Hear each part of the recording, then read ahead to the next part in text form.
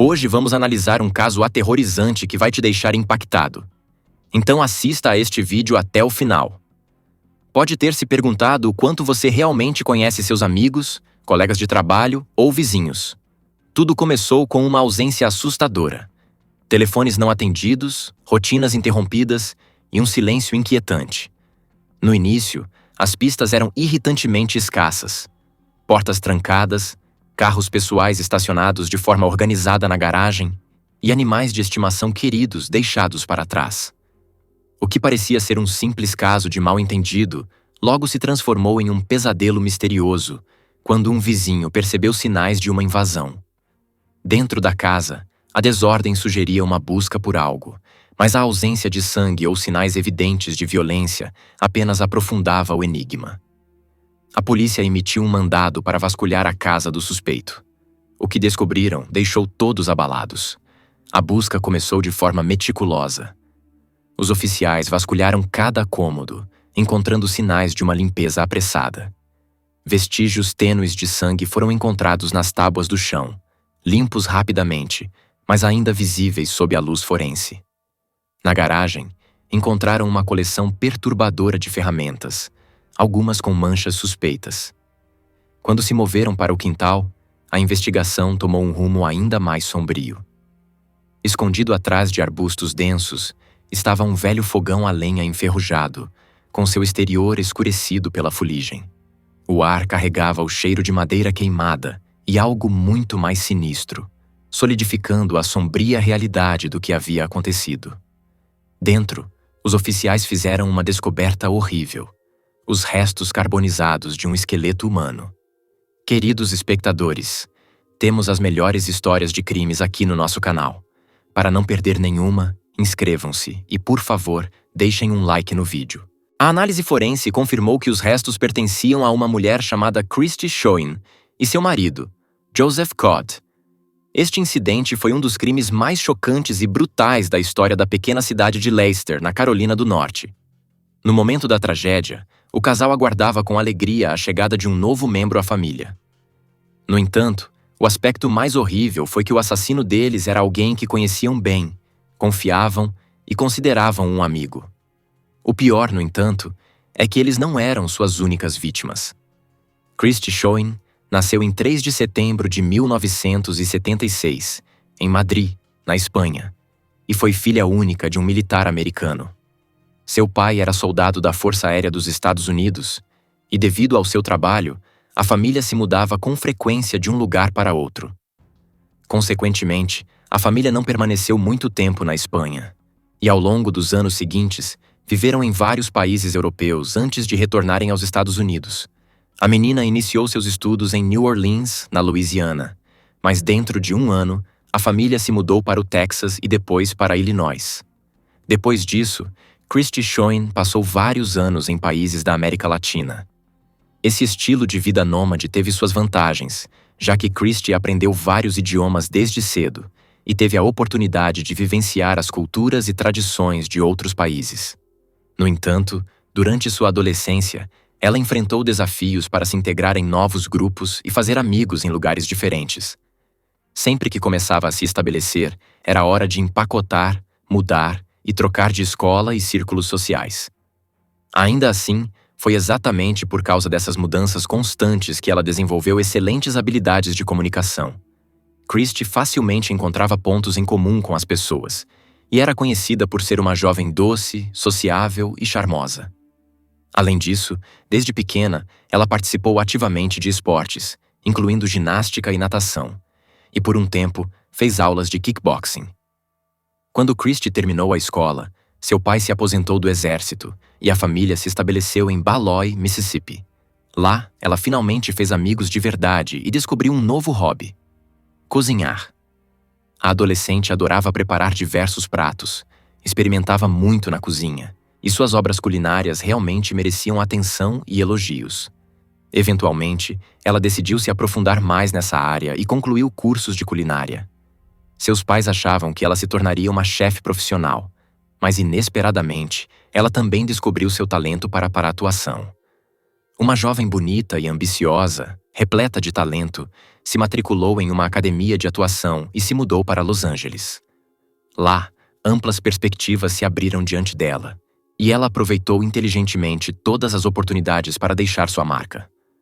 Christie apareceu em comerciais, atuou no palco de teatro e também participou de algumas produções de Hollywood como extra ou dublê. Especificamente, ela teve um pequeno papel na franquia O Exterminador do Futuro, realizando acrobacias bastante arriscadas. Em 2000, a jovem se formou na academia, mas até aquele momento não havia conquistado papéis significativos ou notáveis. Apesar de sua aparência marcante e evidente talento, ela decidiu focar em suas habilidades culinárias e também em esportes, transformando essas duas paixões em um negócio bastante lucrativo. Christie participou de vários programas de culinária populares na TV, o que a tornou bastante conhecida, transformando-a em uma figura popular e reconhecível. Ela chegou à final de uma temporada de The Next Food Network Star, mas infelizmente, a loira não venceu, pois os juízes tinham críticas mistas sobre seus experimentos culinários. No entanto, Christie não ficou muito desanimada, pois conseguiu atrair bastante atenção para si mesma. Milhares de pessoas a seguiam nas redes sociais, acompanhando sua vida e suas criações. O que fazia Christie se destacar não era apenas seu talento, era sua personalidade. Segundo relatos, ela irradiava positividade e calor humano. Sua capacidade de fazer os outros se sentirem à vontade era uma de suas maiores forças, tanto pessoal quanto profissionalmente. Em entrevistas e aparições públicas, Christie exalava uma paixão pela vida e uma abertura que atraía os outros como um imã. Não era apenas seu público que a adorava. Ela era amada por amigos, família e até mesmo conhecidos casuais. Christie Schoen promovia ativamente um estilo de vida saudável, dando conselhos sobre nutrição adequada e até desenvolvendo suas próprias rotinas de exercícios para manter uma boa forma física. Seus esforços ressoaram com muitas pessoas, e ela rapidamente conquistou um público dedicado. Cerca de 1 ano depois, Christie fundou e começou a desenvolver com sucesso sua própria empresa de buffet, que oferecia serviços de banquete para diversos eventos, e também comercializava produtos culinários prontos. O que tornava seu negócio distinto era o foco na alimentação saudável e apropriada. Além disso, o cardápio apresentava suas próprias receitas originais, que ela criava e aperfeiçoava ao longo do tempo, ganhando clientes fiéis que apreciavam sua inovação e dedicação à qualidade. Logo, Christie começou a contemplar um sonho ainda maior: começar sua própria fazenda para cultivar produtos saudáveis e ambientalmente amigáveis. Esse empreendimento não apenas lhe permitiria controlar a qualidade de seus ingredientes, mas também ajudaria a expandir seu negócio de buffet. Ao mesmo tempo, ela ministrava cursos online sobre nutrição adequada, alcançando um público global ávido para aprender com sua experiência. Seu espírito ambicioso a levou a conciliar vários outros projetos, incluindo colaborações com organizações voltadas para a saúde e aparições em seminários sobre bem-estar. Em 2012, Christie conheceu Joseph Timothy Codd, mais conhecido como JT, que trabalhava como diretor de elenco na televisão. Joseph era responsável pela seleção de participantes e atores para diversos projetos de grande visibilidade. O primeiro encontro dos dois ocorreu em um estúdio em Los Angeles durante o casting para um programa culinário no qual Christie queria participar. Os dois se conectaram instantaneamente. Joseph, quase 7 anos mais velho que Christie, estava em processo de divórcio na época, mas suas dificuldades pessoais não o impediram de se encantar totalmente pela beleza, carisma e energia vibrante de Christie. Ele começou a cortejá-la, e Christie logo retribuiu seus sentimentos. O relacionamento romântico deles floresceu rapidamente. Joseph compartilhava e apoiava a visão de futuro de Christie, e juntos começaram a trabalhar no ambicioso projeto de sua própria fazenda. Reconhecendo que seus sonhos seriam melhor realizados fora da movimentada cidade de Los Angeles, o casal decidiu deixar a Califórnia. Venderam o bem-sucedido e bem estabelecido negócio de buffet de Christie, assim como a casa de Joseph em Hollywood. Com os lucros, compraram um grande terreno na tranquila cidade de Lester, na Carolina do Norte. O casal adquiriu uma casa espaçosa e aconchegante, juntamente com um terreno de quase 1 acre, onde pretendiam realizar o sonho da agricultura sustentável. Joseph continuou a colaborar com canais de TV, mas passou a trabalhar remotamente, enquanto Christie focava no desenvolvimento de seu blog pessoal sobre nutrição adequada e vida saudável. A nova vida deles na Carolina do Norte simbolizava um novo começo e a realização de seus sonhos compartilhados. O relacionamento do casal era marcado por um profundo amor e harmonia. Amigos e familiares os admiravam como um par ideal. Em agosto de 2014, eles formalizaram seu relacionamento com um casamento luxuoso, que contou com a presença de várias centenas de convidados, incluindo parentes, amigos, colegas, vizinhos e até fãs do casal famoso. A cerimônia foi um testemunho de seu amor e compromisso, e a felicidade deles era palpável para todos os presentes. 3 meses após o casamento, Christie e Joseph receberam uma notícia alegre. Estavam esperando seu primeiro filho. A empolgação deles era imensa, e à medida que a gravidez se desenvolvia de forma tranquila, o vínculo entre eles se tornava ainda mais forte. Após o ano novo, um ultrassom de rotina revelou que eles estavam esperando uma filha. Decidiram nomeá-la Skylar, um nome que refletia o amor compartilhado pela natureza e a beleza do céu aberto. À medida que a data de parto se aproximava, Christie se dedicou a se preparar para a chegada de sua filha. Sua empolgação era evidente nas conversas diárias com seus pais, nas quais compartilhava todos os detalhes de sua gravidez. Sua mãe, especialmente, apreciava essas conversas e o vínculo estreito que mantinham, apesar de morarem em estados diferentes. Tragicamente, essa felicidade durou pouco. Em 13 de março de 2015, a mãe de Christie tentou ligar para a filha, mas suas ligações não foram atendidas. Inicialmente, ela pensou que Christie estivesse ocupada ou afastada do telefone. No entanto, quando a situação se repetiu no dia seguinte, sua preocupação aumentou. Nem Christie nem Joseph atenderam seus telefones, e em 15 de março, ambos os números estavam completamente desligados. Alarmada, a mãe de Christie entrou em contato com uma amiga próxima da filha, uma mulher chamada Cecily, que morava nas proximidades, e pediu para que ela fosse até a casa deles. Quando a amiga Cecily chegou à residência dos Cody, ela viu que os carros pessoais de ambos estavam estacionados na casa. No entanto, a porta da frente estava trancada, e ninguém respondeu às suas batidas insistentes e gritos. Os telefones de Christie e Joseph estavam desligados há 3 dias, o que era altamente suspeito, dado o contato regular com a família e amigos. Cecily olhou pela janela e viu que os cães amados do casal, que eles adoravam e nunca deixariam sozinhos, estavam trancados dentro de um dos cômodos. Preocupada, ela decidiu dar a volta na casa para investigar mais. Enquanto circulava pela propriedade, Cecily notou que a fechadura da porta dos fundos havia sido quebrada à força, o que sugeria que alguém havia tentado arrombar a porta ou já tinha conseguido entrar na casa. Alarmada, ela imediatamente ligou para a mãe de Christie, que prontamente contatou a polícia local. Os policiais chegaram ao local e confirmaram a entrada forçada pela porta dos fundos. Dentro da casa, descobriram uma bagunça. Gavetas haviam sido vasculhadas e vários itens estavam espalhados pelo local. Era claro que alguém estava procurando por algo. De acordo com a família do casal, vários itens valiosos estavam desaparecidos da casa, incluindo uma delicada caixa de joias de madeira que pertencia a Christie desde sua adolescência, e um cofre robusto no quarto principal que havia sido cuidadosamente violado. A casa inteira parecia ligeiramente desequilibrada. Móveis deslocados, gavetas remexidas discretamente e objetos pessoais espalhados de maneira incomum. No entanto, apesar da bagunça sutil, não havia sinais óbvios de luta violenta. Nenhuma mesa virada, nem lâmpadas quebradas, nem janelas ou portas arrombadas. O mais notável foi que não havia sangue visível na residência naquele momento, e nenhuma evidência imediata de que o casal tivesse sido forçado a se prender ou arrastado. Estranhamente, o invasor parecia ter agido com uma cautela meticulosa, sem deixar impressões digitais, pegadas ou fios de cabelo evidentes.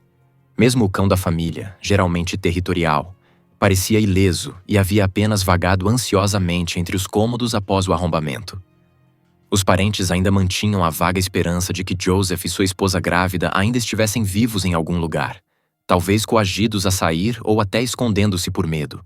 Imaginavam que o casal poderia ter sido ameaçado e forçado a sair discretamente, aguardando o momento certo para escapar ou pedir ajuda. No entanto, os policiais, veteranos que já haviam testemunhado muitos casos de pessoas desaparecidas que acabaram em tragédia, estavam menos otimistas. Sua desconfiança aumentou ainda mais à medida que entrevistavam os vizinhos. Vários moradores relataram ter ouvido sons estranhos na noite em que o casal desapareceu. O som abafado de um motor de veículo funcionando de maneira incomum até tarde, um estalo metálico repentino ou passos apressados na rua. Nenhum desses relatos foi definitivo, mas o padrão de eventos estranhos que coincidiram com o desaparecimento de Joseph, e Christie lançou uma longa e perturbadora sombra sobre a investigação. Nos dias seguintes, a investigação estagnou de maneiras frustrantes. Apesar de uma busca intensiva na propriedade e seus arredores imediatos, nenhuma pista relevante surgiu. As autoridades revisaram filmagens de câmeras de segurança de casas e empresas nas proximidades, mas a maioria das gravações era granulada, inconclusiva ou, tragicamente, ausente. Ninguém na comunidade relatou ter visto estranhos rondando a residência dos Codds no momento crítico. Aqueles que conheciam o casal descreveram-os uniformemente como gentis, amigáveis e bem-queridos. Pessoas sem inimigos conhecidos ou alguém que lhes desejasse mal. Sem um motivo claro, sem pedidos de resgate dramáticos e sem avistamentos diretos, os investigadores lutaram para fazer progressos significativos. A única pista tangível veio dos telefones do casal. Ambos os dispositivos foram encontrados dentro da casa, deixados para trás como se tivessem sido colocados ali antes do momento em que desapareceram. Os registros indicaram que ambos os telefones haviam sido usados pela última vez em 12 de março, com a última atividade de saída sendo uma mensagem breve de Christie para um familiar sobre uma consulta médica que ela teria. Após isso, houve apenas chamadas recebidas, todas não atendidas. Em 13 de março, os telefones estavam completamente inativos, ou desligados deliberadamente, ou simplesmente com a bateria descarregada. Esse silêncio anormal nas comunicações levantou a suspeita de que algo muito mais sinistro tivesse acontecido. Determinados a não deixar nenhuma linha de investigação sem seguir, os investigadores decidiram vasculhar toda a vizinhança. Conversaram com qualquer pessoa que pudesse ter notado movimentos estranhos. Entregadores, passeadores de cães, corredores matinais e trabalhadores de turno da noite voltando para casa. A esperança era que alguém, em algum lugar, pudesse se lembrar de um detalhe fugaz que quebrasse o caso. Foi durante esse esforço laborioso de busca que um vizinho do outro lado da rua forneceu uma peça crítica de informação. Ele se lembrou de ter visto outro morador local, Robert Jason Owens, agindo de maneira peculiar. Na manhã de 15 de março, o vizinho o viu carregando um grande pacote volumoso e jogando-o em uma lixeira situada não muito longe da casa dos Codds. Na época, a testemunha não deu muita importância ao incidente. Talvez fossem apenas tapetes velhos ou detritos de jardim. Mas depois de ouvir sobre o desaparecimento, a memória apareceu como suspeita. Infelizmente, o lixo já havia sido coletado e transportado para o aterro sanitário do condado, quando a polícia soube desse detalhe. O atraso complicou a investigação, tornando qualquer possível evidência física muito mais difícil de ser recuperada. Mesmo assim, essa foi a primeira pista real. Owens havia se colocado, ou pelo menos suas ações, em estreita proximidade com o cronograma do desaparecimento do casal. Robert Jason Owens, um homem de 36 anos conhecido como um faz-tudo na área, morava na rua de baixo de Joseph e Christie. Ele já fora considerado amigo, até confidente, ajudando o casal a se instalar em sua casa quando se mudaram para a área. Owens havia ajudado com pequenas reformas, projetos de pintura e tarefas de jardinagem. Com o tempo, seu relacionamento com os Codds se tornou amigável o suficiente para que ele fosse convidado para o casamento deles, onde mingau com os convidados. Enquanto muitos moradores o lembravam como um vizinho amigável, embora um tanto calado, outros o descreviam como uma figura estranha, propensa a mudanças imprevisíveis de humor e crises de energia nervosa. Ainda assim, ninguém nunca o acusou de comportamento violento, e a ideia de que ele poderia estar envolvido em algo tão horrível foi difícil de aceitar para alguns. No dia 16 de março, as autoridades convocaram Owens para um interrogatório na delegacia. Ele parecia calmo, embora um pouco reservado, e negou qualquer envolvimento no desaparecimento do casal.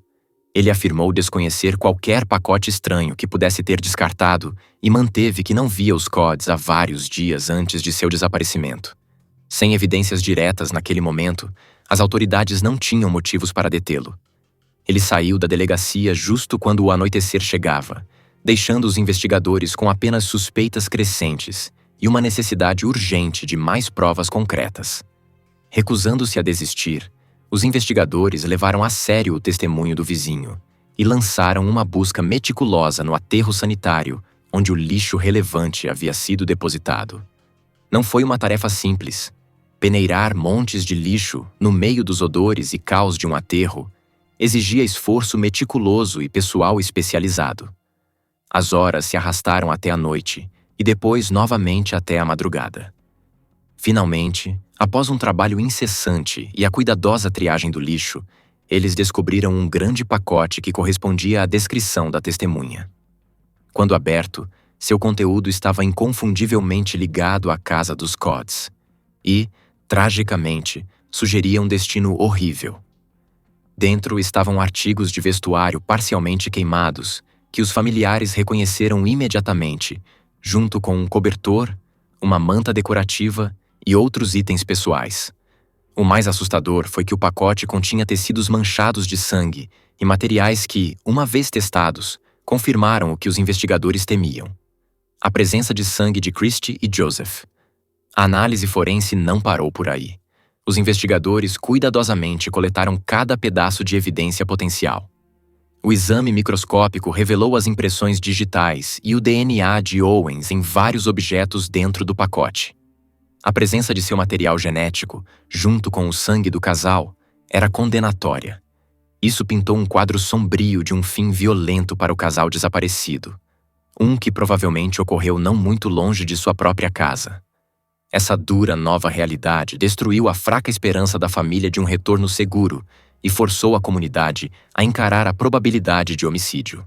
O que havia começado como um desaparecimento desconcertante e perturbador, agora se transformava em uma investigação de homicídio, com Robert Jason Owens firmemente no centro da tempestade. Diante dessa descoberta sombria, os investigadores se prepararam para confrontar Owens mais uma vez, determinados a juntar os últimos e terríveis capítulos das vidas de Joseph e Christy. No dia seguinte, a polícia executou um mandado de busca na casa de Owens.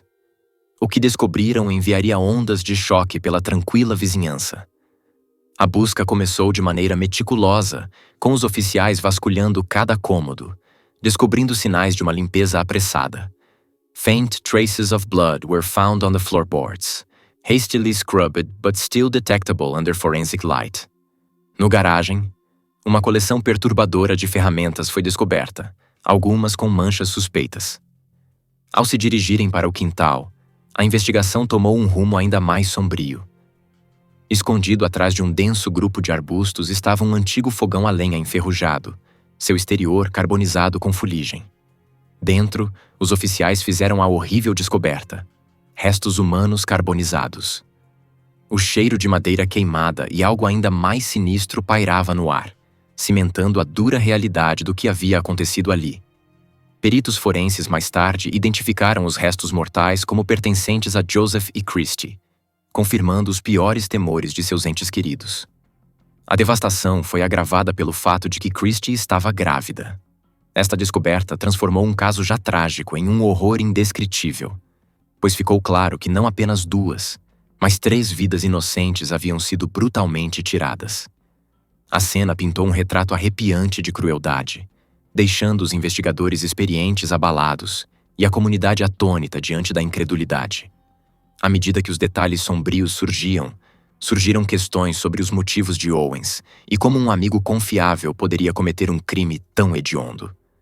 O que o levou a trair e assassinar as próprias pessoas que o haviam acolhido em suas vidas? A polícia prendeu Owens imediatamente e o levou para interrogatório. Apesar de suas negações iniciais e declarações inconsistentes, Robert Jason Owens eventualmente confessou depois de várias horas de intenso interrogatório, e os detalhes de suas admissões foram profundamente perturbadores. Ele admitiu ter causado as mortes de Christy e Joseph Codd, mas insistiu que o incidente foi puramente acidental. Segundo seu relato, na noite de 12 de março, ele decidiu visitar a casa dos Codds. No caminho, ele desviou do caminho para evitar atropelar um cachorro de rua e ficou preso na lama. Preso, ele caminhou até a casa deles e pediu ajuda para liberar seu veículo. O casal, conhecido por sua bondade e disposição para ajudar os outros, concordou em dar uma mão. Robert afirmou que enquanto o casal empurrava seu carro, ele acidentalmente confundiu os pedais de acelerador e freio enquanto estava no banco do motorista. Em seu pânico, o veículo avançou e atropelou fatalmente Christy e Joseph. Dominado pelo medo, ele acreditava que seria responsabilizado pelas mortes deles e optou por não chamar os serviços de emergência. Em vez disso, ele tomou a decisão horrível de encobrir o incidente. As ações subsequentes de Robert revelaram uma falta de empatia arrepiante e uma tentativa calculada de evitar a justiça.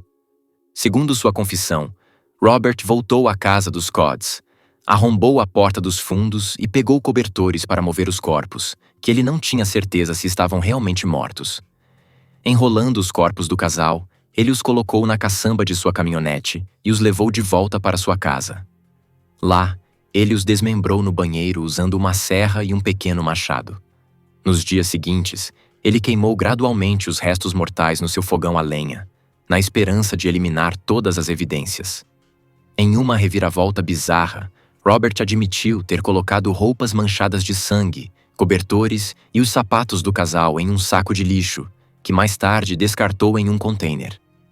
Ele parecia confiante de que, quando o lixo chegasse ao aterro sanitário, qualquer evidência comprometedora estaria além de qualquer recuperação. Para cobrir ainda mais suas pegadas, Robert encenou um roubo na casa dos Codds, roubando dinheiro e objetos de valor, que ele penhorou no dia seguinte. Apesar de sua tentativa de apresentar as mortes como acidentais, a crueldade com a qual ele dispôs dos corpos e a calma inquietante com que ele relatou os eventos chocaram até os investigadores mais experientes. A polícia descobriu evidências incriminadoras na casa de Robert, incluindo a serra e o machado manchados de sangue, bem como fragmentos de ossos no fogão a lenha.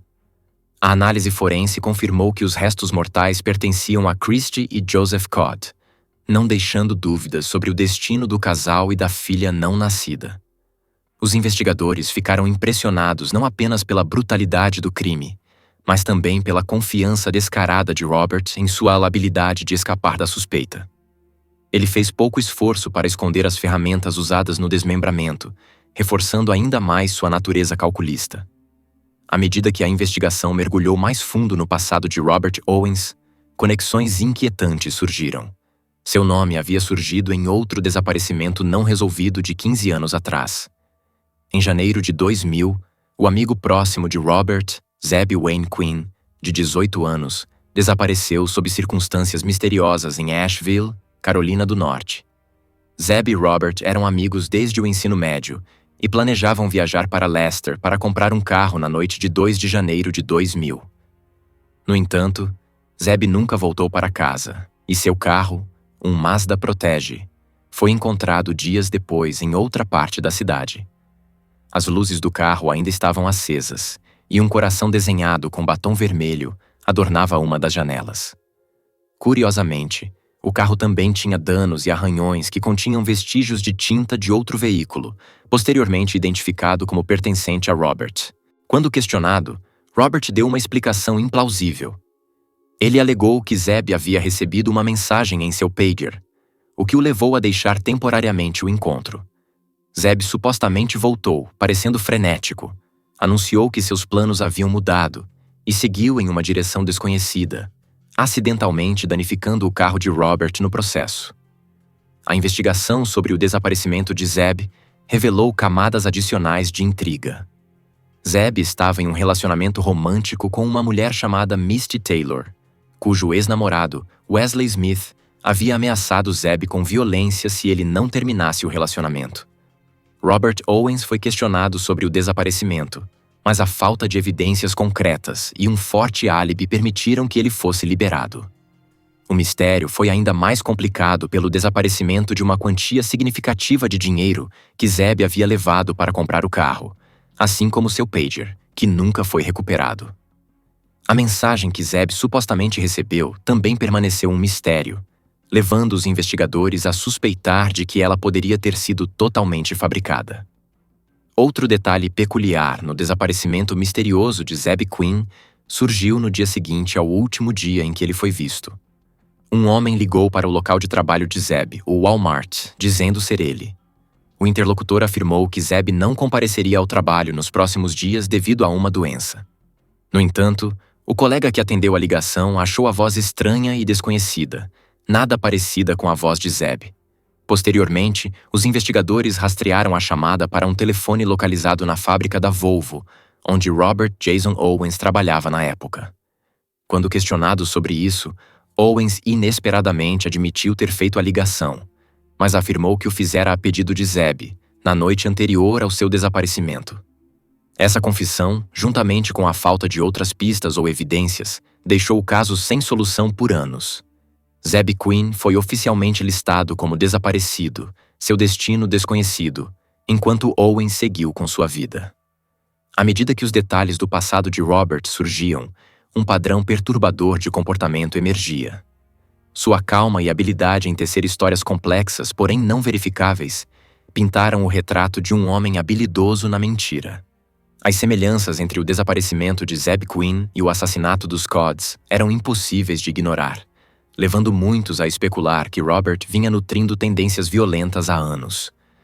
Suas ações em ambos os casos revelaram uma habilidade inquietante de manipular as circunstâncias a seu favor, enquanto mascarava sua verdadeira natureza por trás de uma fachada de normalidade.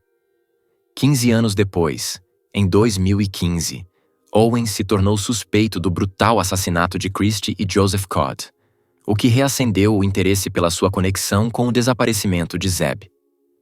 Em junho de 2015, o caso de Zeb Quinn foi reaberto, e os investigadores se aprofundaram na história de Owens, esperando descobrir novas evidências. Owens, mais uma vez interrogado, contou sua história original de 2000, afirmando que não tinha informações adicionais a oferecer. No entanto, uma nova busca em sua propriedade revelou uma descoberta chocante. Sob uma laje de concreto solta em sua terra, os investigadores encontraram uma cavidade oculta, com paredes, contendo fragmentos de ossos humanos carbonizados. Infelizmente, os restos estavam muito danificados para uma análise de DNA, tornando impossível vincular de forma definitiva os fragmentos a Zeb Quinn. Um vizinho idoso forneceu mais informações, relembrando um evento inquietante de janeiro de 2000. Ele se lembrava de que, logo após Owens ter comprado a terra e começado a construir sua casa, Owens havia iniciado um grande incêndio numa noite. O fogo exalava um cheiro doce e nauseante, que o vizinho achou tão insuportável que confrontou Owens sobre isso.